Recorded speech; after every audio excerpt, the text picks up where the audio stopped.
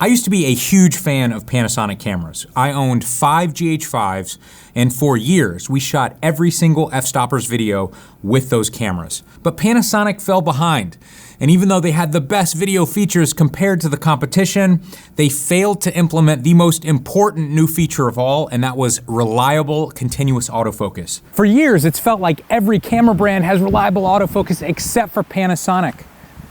Until now. This is the Panasonic Lumix S1H. It's Panasonic's newest mirrorless camera. And aside from one major flaw, this is everything I want in a hybrid camera. But can I recommend this camera? More importantly, can I recommend the Panasonic ecosystem? Let's talk about it. For the last 5 years, anytime somebody has asked me for a camera recommendation, I give the exact same answer. For the most part, every camera today is amazing. You can't go wrong buying basically any modern camera from Sony, Nikon, or Canon. And this doesn't mean that other cameras from other manufacturers are bad. In some cases, they are better, but it just comes down to the ecosystem and market share. If you decided to buy into Pentax years ago, I guarantee you are regretting that decision today. In 2019, Panasonic launched the S1, their first full-frame mirrorless camera with a completely new mount. I remember hearing about this camera and thinking, who would buy into a brand new ecosystem when there are so many other established brands already? Panasonic knew this would be an uphill battle, and they created the L-mount alliance with both Leica and Sigma. This meant that 3 major camera brands were combining forces to create a larger ecosystem. And believe it or not, there are now more L-mount lenses that you can buy than Canon RF lenses. You can get ultra cheap third-party L-mount lenses, entry-level semi-pro lenses like this one right here, the 24-60 f2.8, pro-level lenses like these made by Panasonic or Sigma, or outrageously priced lenses by Leica. For example, why would you buy Sigma's 50mm 1.2 lens when you could buy the slower Leica version for $7,000? Why buy Panasonic's fixed aperture 16-35mm when you can buy Leica's variable aperture version for $7,000? And if sports or wildlife is important to you, Sigma just announced their new 300-600mm f4 lens, which many people are calling the greatest ultra telephoto lens ever made. All right, so the lenses do exist, but what about the hot shoe and flashes? This camera does have its own proprietary hot shoe. All standard dumb triggers will work on this camera, but if you want automatic TTL metering, you're going to need a trigger designed specifically for Panasonic. A few months ago, I did a big comparison review video of all of the major speed lights currently on the market, and sadly, only one of these brands makes triggers and flashes specifically designed for Panasonic. Luckily, that brand is Godox, who happens to make my favorite flash and my favorite trigger. So the Panasonic ecosystem is much larger than I thought, but they're still at a massive disadvantage simply due to market share. For me to recommend that you buy a Panasonic camera over anything made by Sony or Canon, this camera is either going to have to be significantly cheaper or significantly better. And spoiler alert, it is not cheaper. This camera is pretty expensive, so it's going to have to be a lot better, and I gotta tell you, it is in almost every way. The S1H feels great. The button layout feels much more intuitive than my Sony cameras.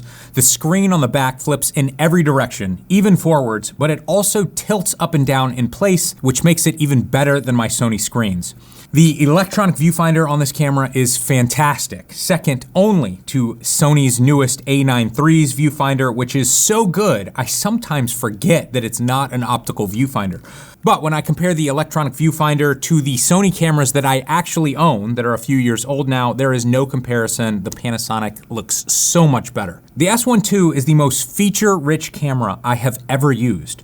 This camera has so many shooting resolutions, aspect ratios, and frame rates that they had to design a filtering system so that you can actually find what you're looking for. This is also the most customizable camera I've ever used. If you like the way another camera works or the location of certain function buttons, you have complete control over every aspect of this camera. The downside to all of these features and options is that this camera will require days or weeks to fully set up.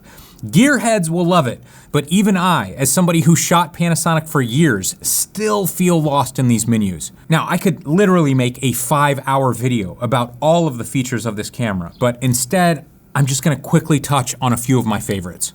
This is a 24 megapixel camera. For video shooters like me, I can film in 6K, it's perfect. But for still photographers, they may want a little bit more resolution. If you're taking pictures of a relatively still subject, you can turn on high resolution mode and it will take multiple pictures and combine them to create a much higher resolution shot. But they also have a handheld mode, which works incredibly well. This camera has pre-burst shooting that silently captures pictures in the background, and when you decide to actually take the picture, it will save images captured up to 1.5 seconds in the past. Panasonic cameras have always had the best time-lapse functions. You can either record video with a shutter speed as low as 1/2 of a second, and it will create a smooth time-lapse video in camera, or if you want longer shutter speeds, you can shoot images, and after you're done, the camera will turn those images into a time-lapse video automatically. We use this feature exclusively when we filmed hundreds of time-lapse videos for our Photographing the World photography tutorial series, and it was a game changer. The S1 II can shoot video in 16:9 6K using the full width of the sensor, or you can shoot ungated, allowing you to shoot in a 3:2 aspect ratio to take advantage of the entire sensor. This makes editing vertical video from horizontal footage easier, and it allows you to shoot with anamorphic lenses,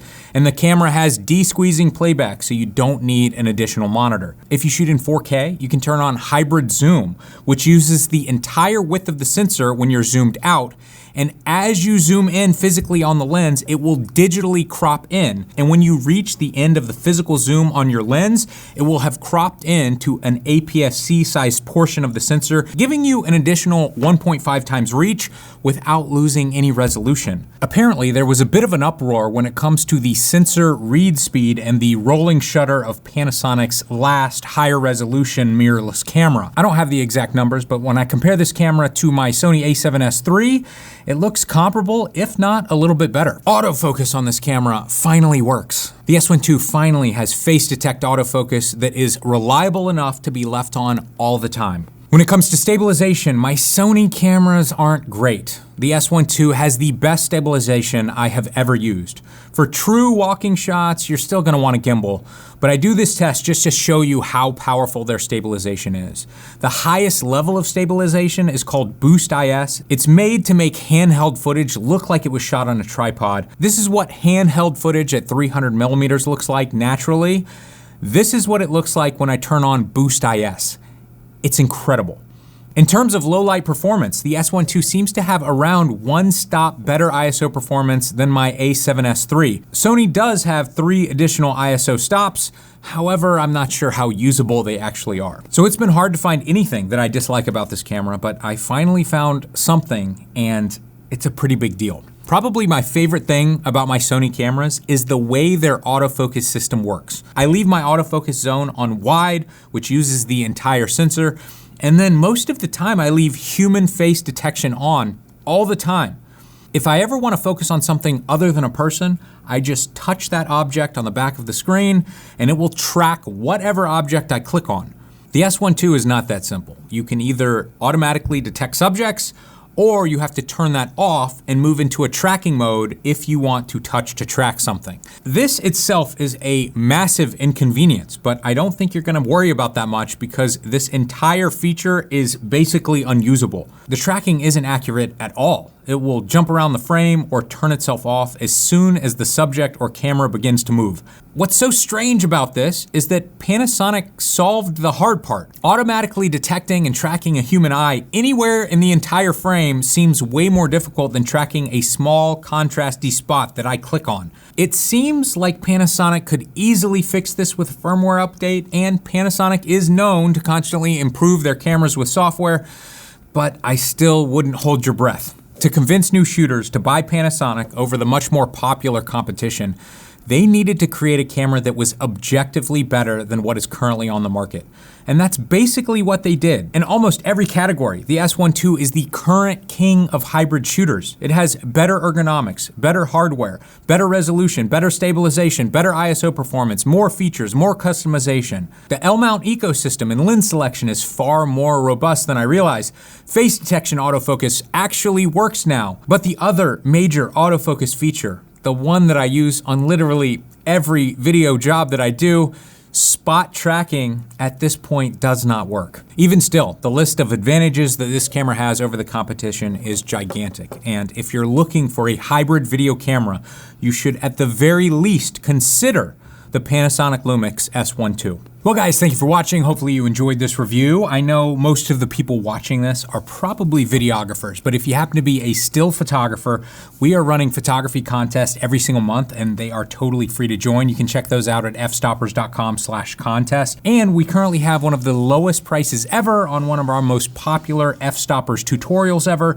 You can check that out and all of our other tutorials, including photographing the world, which we have filmed almost exclusively on Panasonic cameras, all at fstoppers.com/store.